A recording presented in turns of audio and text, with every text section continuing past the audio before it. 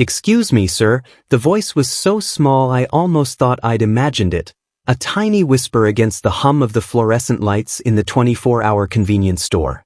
I turned from the refrigerated case, my hand hovering over a bottle of overpriced water I didn't even want. It was almost 2 in the morning, a time when the city holds its breath, and the only people out are the ones who are either running from something or have nowhere to go. I guess, in a way, I was both. Standing there, not 5 feet away, was a little girl. She couldn't have been more than 8 or 9 years old, with big, serious eyes that seemed to hold all the world's worries. She was swimming in a t-shirt that was probably her father's once, the sleeves rolled up a dozen times. Her feet were bare on the grimy linoleum floor, blue from the cold that seeped in every time the glass door slid open. Tucked into the crook of her arm, wrapped in a thin, frayed blanket, was a baby, so small and still I had to stare for a second to see the gentle rise and fall of his chest.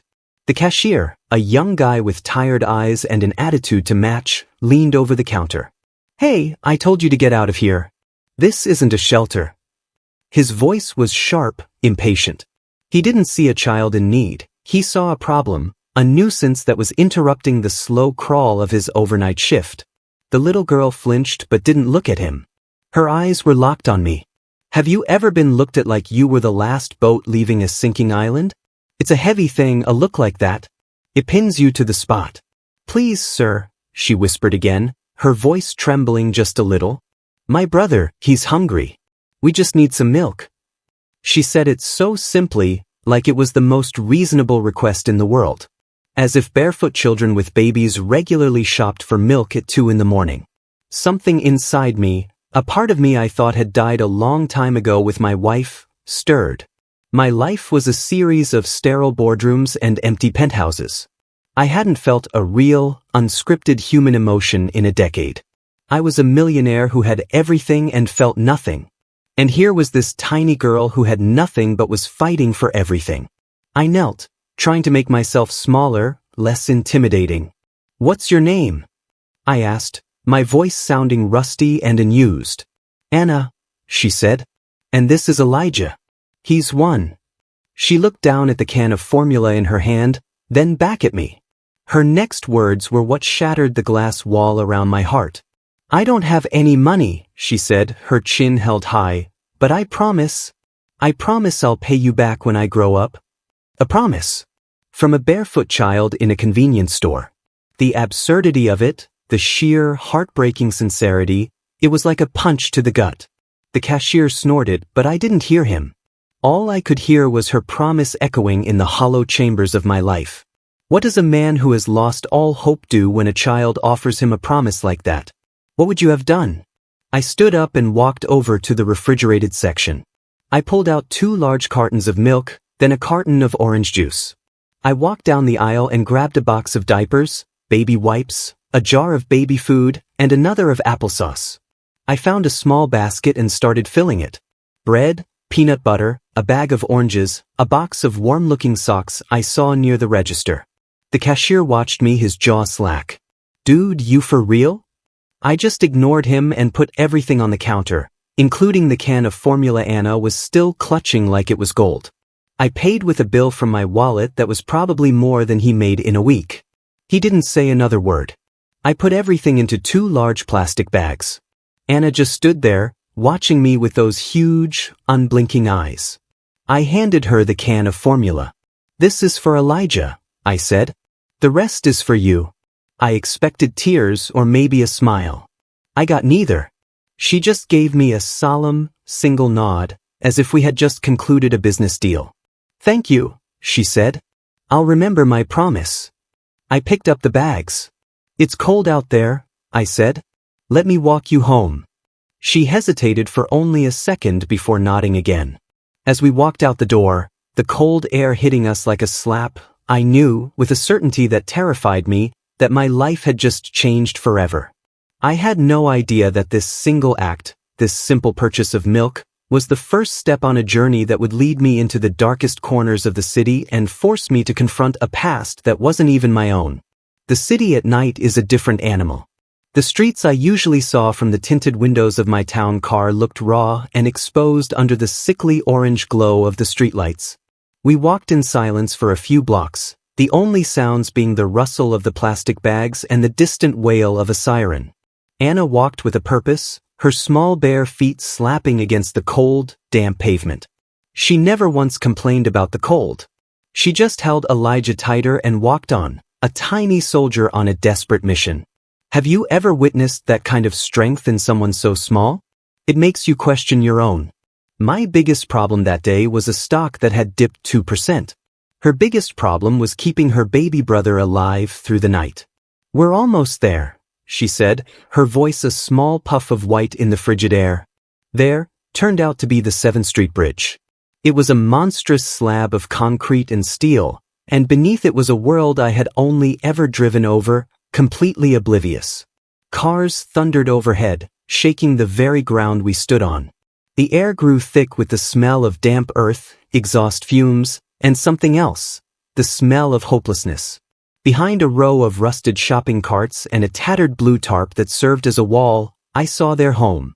It was a collection of flattened cardboard boxes and filthy blankets, a pathetic little fortress against a world that had forgotten them. A woman was curled up on the pile of blankets. As we approached, she stirred, then sat up with a jolt, her eyes wide and wild in the dim light. "Mama," Anna said softly. "It's me. I brought food. A man helped us." The woman, who I assumed was Sarah, scrambled to her feet. She was thin, her hair matted, her face etched with a fear so profound it seemed to be a permanent part of her features. "Who is he?" she hissed, her eyes darting from me to the bags in my hands. "You weren't supposed to bring anyone here." She was like a cornered animal, ready to fight or flee. I stopped, holding up my hands in a gesture of peace. I didn't want to frighten her more than she already was. "My name is Jerome," I said, keeping my voice low and calm. "Your daughter was just getting some milk for the baby. I wanted to make sure she got back safely." Sarah stared at me, her gaze flickering with suspicion. Trust was a luxury she clearly couldn't afford. But then Elijah whimpered, and Anna, with a wisdom far beyond her years, simply walked past her mother and began unpacking one of the bags. She pulled out the milk and a bottle she must have had tucked in the blankets. Her movements were so practical, so focused, that it seemed to calm her mother slightly. Sarah watched her, her tense shoulders relaxing just a fraction. I saw then that these two, this mother and daughter, were trapped in a terrible dance. Anna was the anchor, the one holding them to reality, while her mother was lost in a storm I couldn't begin to understand. I knew I couldn't just leave them there. The thought of walking away, of returning to my warm, empty penthouse while they shivered under a bridge, was unbearable. It felt like a moral failure I would never recover from. "Listen," I said, speaking to Sarah but looking at Anna. "There's a motel a few blocks from here. It's clean, it's warm. I'll get you a room for the night. No, for a few nights. Just so you can get out of the cold." Sarah's head snapped up. "We don't take charity," she spat, but there was a flicker of something else in her eyes. "Longing maybe. The simple, human desire for a safe place to sleep.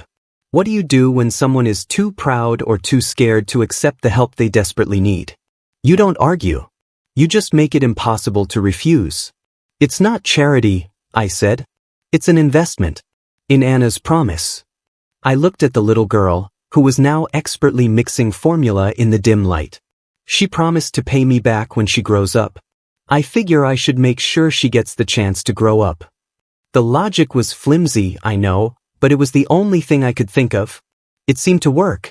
Sarah looked at Anna, then back at me. The fight went out of her. She just nodded, a single, tired motion. An hour later, I was watching them from the doorway of room 109 at the Sleepwell Motel.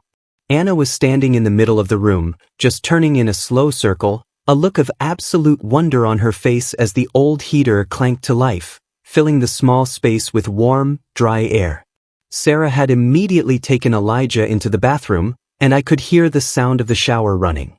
I had left them with the bags of food, a small duffel bag with clean towels, soap, toothbrushes, and diapers, and I'd paid for the room for a week in advance. "I'll check on you tomorrow," I said to Anna. She just smiled, a real, brilliant smile this time.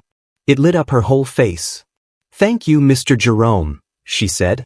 I walked back to my car feeling. I don't know what I was feeling. It wasn't happiness, not yet. It was more like the feeling you get when a broken bone is finally set.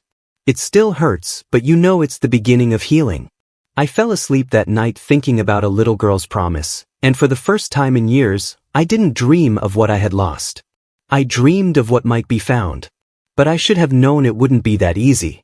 The kind of darkness that had them living under a bridge wasn't something you could fix with a warm room and a bag of groceries. The next morning, I drove back to the motel, my car filled with a bag of pastries and a new, warm coat for Anna. I knocked on the door of room 109, a smile on my face, but there was no answer. I knocked again, louder this time. Nothing. A cold knot of dread formed in my stomach. I went to the front desk. The clerk, a young man busy on his phone, barely looked up. "The family in 109, I said, trying to keep my voice steady. "Did you see them leave?" He shrugged. "Yeah, lady came down real early. Said they couldn't stay. Left the key and walked out. Didn't say why. They were gone." The room was empty. The bed was neatly made, the new toiletries were untouched, the blankets folded with an almost military precision. It was as if they had never been there at all. Except for one thing. On the small bedside table, there was a piece of paper, torn from a notepad. On it was a child's drawing. It was a picture of 4 stick figures. A tall one labeled Mr. Jerome, a small one labeled Anna, a tiny one for Elijah, and one more, for their mother, Sarah. We were all holding hands under a bright yellow sun. My stomach sank. Why would they leave? Why run from the first safe place they'd had in who knows how long? Was Sarah that afraid of help? Or was it something else? Was she running from something I couldn't see? My phone buzzed in my pocket. It was my office. I let it go to voicemail. The multi-million-dollar merger I was supposed to be finalizing felt completely insignificant. My world had shrunk down to this one small, missing family. I tucked the drawing into my wallet. It felt like the most valuable thing I owned.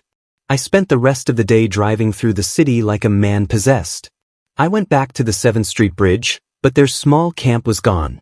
The rain from the night before had washed the sidewalk clean, erasing any trace that they had ever existed.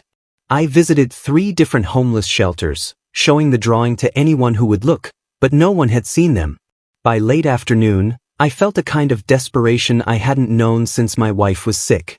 I was a man who could move markets with a single phone call, but I couldn't find one woman and 2 children who had vanished into thin air. That's when I finally did what I should have done hours ago. I called Mike Sandler. Mike was an old friend, a retired LAPD detective who now ran a private investigation firm. We hadn't talked in months, but he was the kind of friend you could call at any time, for any reason. "Jerome? Is that you? Everything okay?" his gruff voice answered. I explained everything, the girl in the store, the promise, the bridge, the motel. I could hear him sigh on the other end of the line. "Jerome, you gotta be careful. You don't know what you're stepping into. These situations, they're complicated." "I know, Mike," I said, "but I can't just let it go. I made a promise to her, in a way. I told her I'd check on her." I heard him typing on his keyboard. "Okay. Give me the description again. I'll put some feelers out, check the usual spots, see if they pop up on any shelter intake logs." I thanked him and hung up, but I couldn't just sit and wait.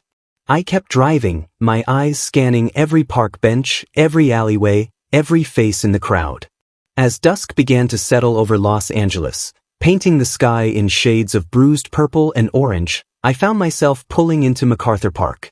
It was a place of ghosts, a place where people came when they had nowhere else to be. The air was getting colder, and most people were already starting to drift away towards the shelters for the night. I walked slowly, my hope fading with the light. And then I heard it. It wasn't a cry, but a hum. A soft, sad little lullaby, barely audible over the traffic on Wilshire Boulevard. I followed the sound to a secluded corner of the park, behind a thick hedge. And there she was. Anna. She was hunched over, rocking Elijah gently in her lap, humming to him. She looked smaller, paler than she had the night before. "Anna," I called softly. She looked up, her eyes wide with a mixture of fear and relief. "Mr. Carter," she breathed. "You found us." I crouched down beside her. Her lips were cracked, and she was shivering. "I told Mama you'd come," she said, her voice raspy. "But she got scared. She said people don't help without wanting something back." "Where is she?" I asked, my heart pounding. "Is she here?" Anna shook her head. "She went to find medicine for Elijah. He's got a fever. She was supposed to be right back." She pointed to a corner pharmacy across the street. "But she's been gone a long time." I touched Elijah's forehead. He was burning up. This was it. This was the moment where I had to make a choice. Leave them here and call for help, letting them get swallowed up by the system? Or take them with me, breaking a dozen rules and stepping over a line I could never uncross? What would you have done, honestly? Would you have played it safe, or would you have followed your heart, even if it was leading you into a storm? I didn't even hesitate. "Come on," I said, gently taking Elijah from her arms. "Let's get you both somewhere warm. We'll find your mom. I promise." I wrapped my own expensive wool coat around Anna and carried the sick baby back to my car. As I drove away from the park and towards the glittering towers of downtown, I knew I wasn't just taking them to my home. I was bringing them into my life. And I had a terrible feeling that Sarah wasn't just lost. She was in trouble.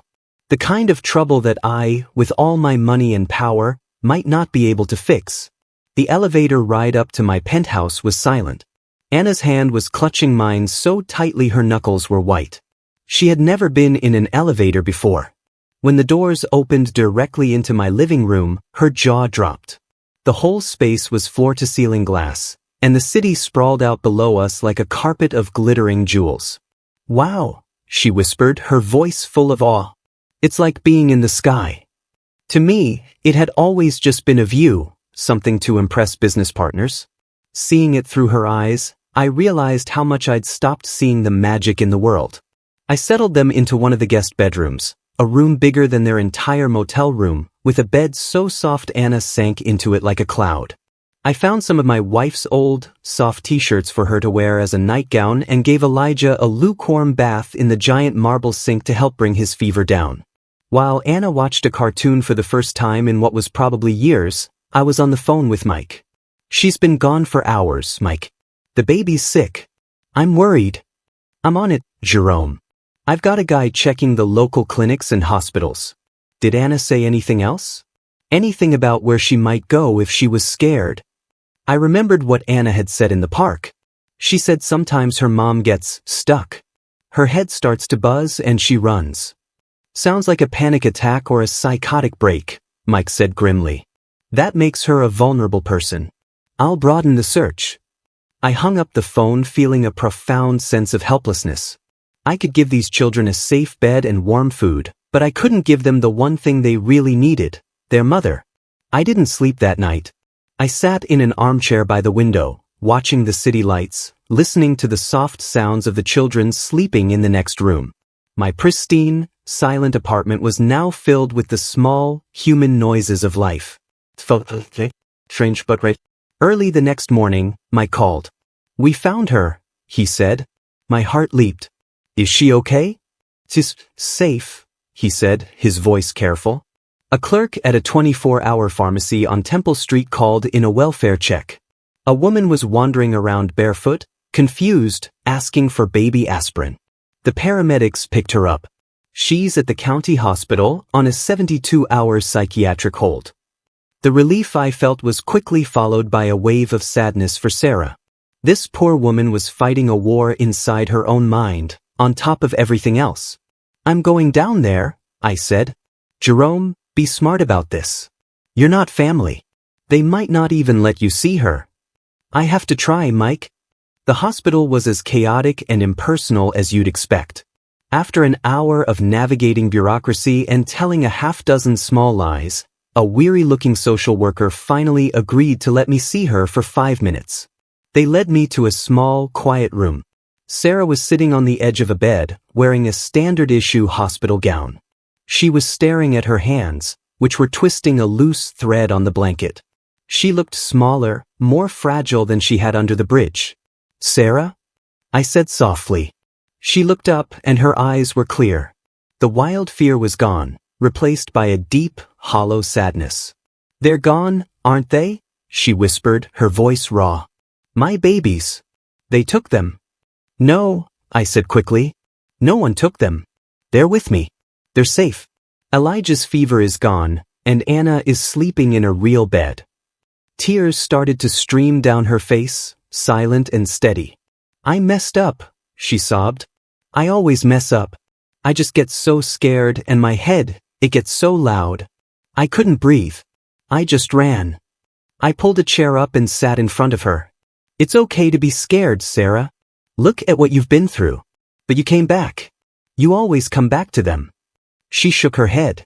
"They deserve better than me." "They deserve you," I corrected her gently. "They love you. They just need you to be safe." I told her about my home, about Anna's fascination with the view, about Elijah's fever breaking. I told her there was a room waiting for her, for all of them. I wasn't asking for anything, just offering a sanctuary, a place to breathe. "I want to get help," she whispered, the tears still falling. "I do. But I'm so scared. What if I mess this up too?" And I said something that surprised even me. "You probably will," I said. Her head snapped up. "We all do. Everyone messes up. That doesn't mean you don't deserve another chance." For the first time, she laughed. It was a watery, broken sound, but it was a laugh. "You're not what I expected," she said. I smiled. "Neither are you." That afternoon, I walked out of the hospital with Sarah. The doctors agreed to release her into my care, with the promise of immediate outpatient treatment, which I had already arranged and paid for. As we drove back to my building, she was quiet.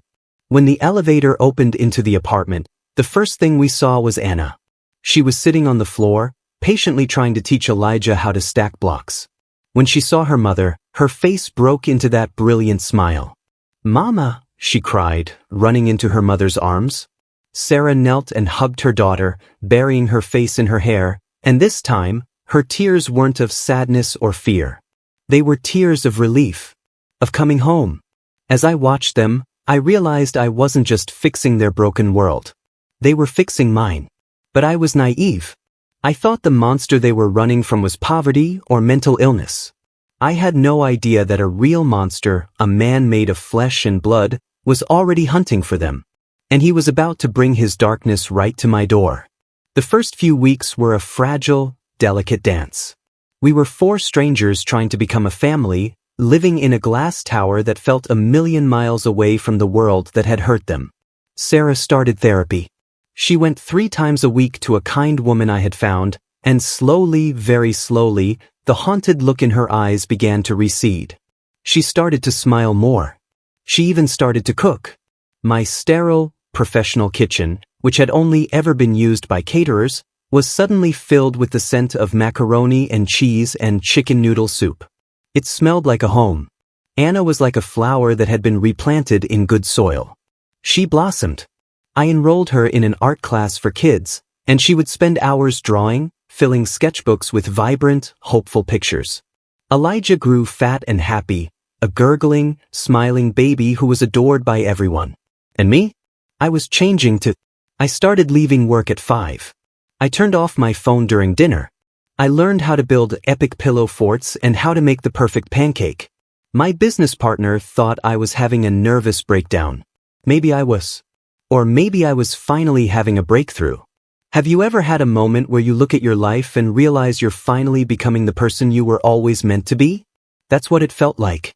One evening, Sarah and I were sitting on the balcony after the kids were asleep.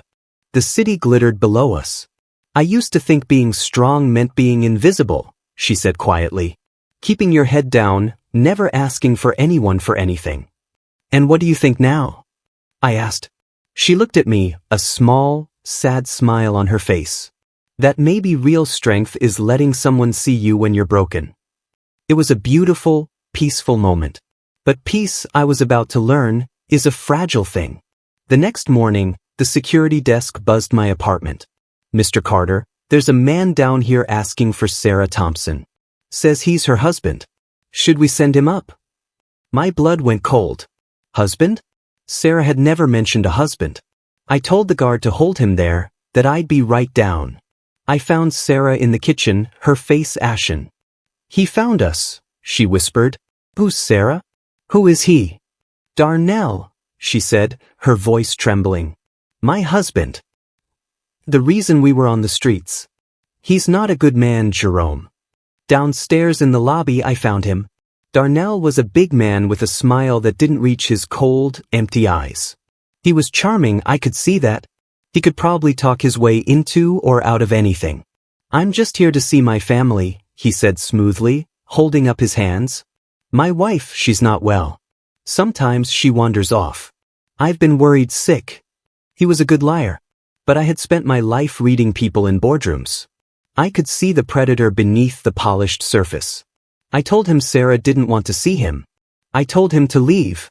He just smiled that empty smile again. This ain't over, he said before turning and walking away. When I got back upstairs, Sarah was pacing, wringing her hands. You don't understand, she said, her voice tight with panic. He doesn't give up. He'll see your money, this place, he'll see it as his. He thinks he owns me. The fear was back in her eyes, the old, wild fear.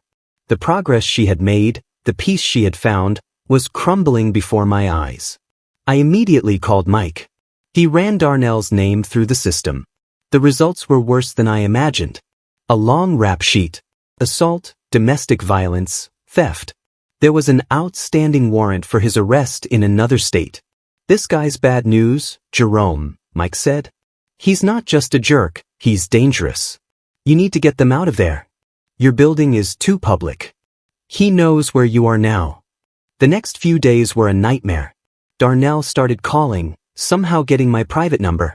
He would leave long, rambling messages, sometimes sweet and apologetic, sometimes filled with venomous threats. He showed up outside the building again, just standing across the street, watching. The penthouse, our safe, sky-high sanctuary, suddenly felt like a trap. Sarah was retreating back into herself. The light I had seen ignite in her was dimming. Anna could feel the tension. She stopped drawing. She just sat by the window watching the street below. I knew Mike was right. We had to go. That night, I sat with Sarah. I'm tired of running, Jerome, she said, her voice full of exhaustion. I know, I said gently. But this isn't running away. This is a strategic retreat. We're moving you to a place where he can't find you. A place where you can heal without looking over your shoulder. A real home. Anna, who had been listening from the doorway, came and stood by her mother. Will there be a kitchen? She asked, her voice small. I smiled. A real one. With a backyard. And I promise we'll bring all your coloring books. Sarah looked from Anna's hopeful face to my steady one. She took a deep breath and nodded. Okay, she said. Let's do it. The next day, under the cover of darkness, we moved. Mike arranged for a safe house, a small, unassuming bungalow in a quiet neighborhood on the other side of the county. It was gated, discreet, and had a state-of-the-art security system. I paid for 6 months' rent in advance. As we drove away from the glittering tower that had been their first real refuge, I glanced in the rearview mirror. I couldn't see Darnell, but I could feel his shadow stretching over us, a cold darkness that threatened to swallow the fragile light we had fought so hard to build. I had thought my role was to be their savior. But now I was in this with them. His fight was my fight. And I had no idea how to win a war against a man who had nothing to lose. The new house was different. It wasn't a palace in the sky, it was a home on the ground. It had a squeaky front door, a slightly overgrown backyard with a few stubborn rose bushes, and walls that you could actually hang pictures on. For the first time, they had a space that felt like it could really be theirs. For a while, things were quiet. There was no sign of Darnell. Mike's surveillance showed he was still in the city, but he hadn't made any moves. The air around us began to soften. The constant tension in Sarah's shoulders started to ease. She spent hours in the backyard, tending to those neglected roses. She didn't know what she was doing, but her hands seemed to need the work, the simple act of nurturing something back to life. Anna found a love for writing. She would sit on the front porch for hours, scribbling in a spiral notebook. "What are you writing about?" I asked her one afternoon. "A book," she said proudly. "About a girl who lives in a house that's not hers, but she makes it hers anyway." My heart ached with a mixture of pride and sadness. She was processing her own story, finding her own strength. I found myself spending more and more time at the house. My own place felt cavernous and empty in comparison. Here there was laughter. There were crayon drawings on the fridge. There was life. One night, Sarah found me in the kitchen, trying to fix a leaky faucet. She leaned against the counter and just watched me for a minute. "You know," she said, "you don't have to do all this. You've already done more than enough." I stopped and looked at her. "What if I want to?" I asked. "What if this is the most important thing I've ever done?" The look that passed between us was more than just gratitude or friendship. It was something deeper, something we were both too scared to name. But Darnell's shadow was still there, a silent threat that kept us from moving forward. Then one Thursday night, Mike called. "We've got him, Jerome. Darnell's been picked up on that out-of-state warrant. He's in custody." The relief that washed over me was so intense, I almost dropped the phone. But Sarah's reaction was not what I expected. She didn't look relieved. She looked determined. "I need to see him," she said, her voice firm. "I need to face him. Not in a courtroom, not behind glass. I need to look him in the eye and tell him he doesn't own me anymore." I was scared for her, but I also saw a fire in her eyes that I had never seen before. This wasn't the broken woman from under the bridge. This was a survivor, ready to claim her victory. Mike arranged it. A supervised, secure meeting at the station before Darnell was extradited. I went with her, my hand on the small of her back as we walked down the long, sterile hallway. Darnell was sitting at a metal table, handcuffed. He looked smaller, less intimidating without his swagger. When he saw Sarah, he tried to smile that old, charming smile. "Baby," he started. "I'm so sorry, don't," Sarah said, her voice as cold and hard as steel. She stood on the other side of the table, and she didn't waver. "You don't get to speak to me anymore. You don't get to have a place in my head anymore. You have no more power over me. Or my children. We are free of you." She didn't raise her voice. She didn't cry. She just spoke her truth, and in that moment, she was the most powerful person I had ever seen. She turned and walked out of the room without looking back. And I followed her, out of the darkness and into the light. When we walked out of the police station, the sun was setting.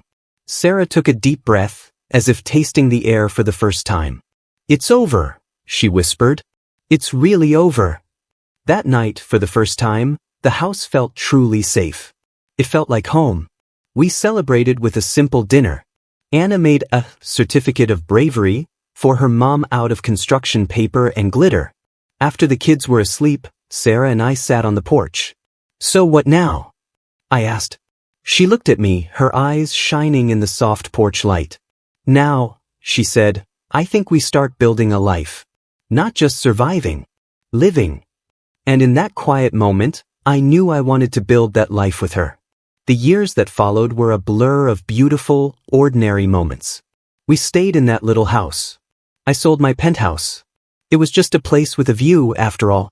This house had a heart. Sarah continued her therapy and grew stronger every day.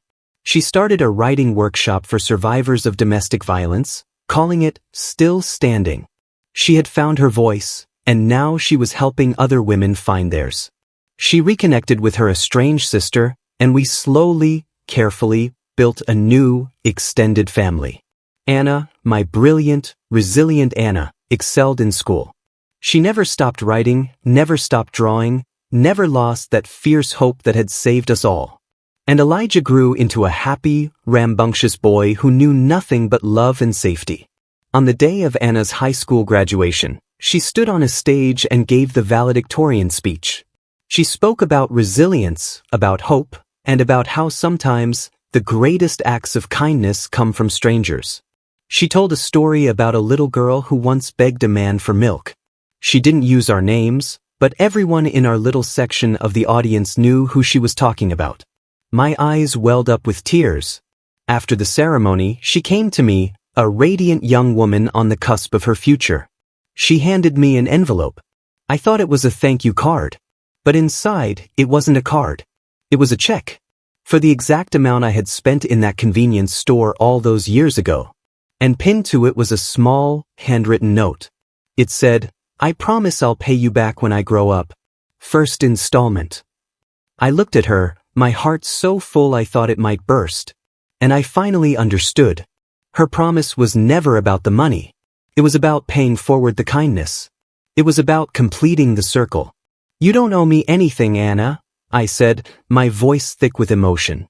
"You gave me everything." I had started that night as a man who had nothing to live for. And because of this little girl, this fierce, brave soul who refused to give up, I now had a family. I had a home. I had a life filled with a love I never thought I would feel again. Sometimes, you see, when you reach out to save someone, you end up being the one who gets saved. So, let me ask you, what does it truly cost to change a life? Sometimes it's just the price of a carton of milk. Drop a comment below and let me know about a time a small act of kindness changed everything for you. And don't forget to subscribe, because we all have the power to be a miracle in someone else's story.